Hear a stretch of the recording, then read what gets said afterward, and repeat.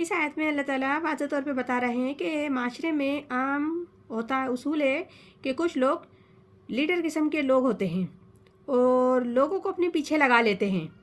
چاہے وہ مذہبی ہوں یا سیاسی ہوں، اور اپنے پیچھے پیچھے لگائے گھومتے ہیں، اور وہ بھی لگنے والے ان کے پیچھے پیچھے چلتے ہیں، اور ان کے پیچھے چلنے والے لوگ یہ سوچتے ہیں کہ ان کی بڑی عزت ہے، تو ان کا احترام ہے، بڑا دبدبہ ہے، تو پھر وہ ان کے پیچھے چلتے ہیں کہ شاید یہ ہمارے کام آ جائیں گے، ہمارے مشکلات میں کوئی دور کر دیں گے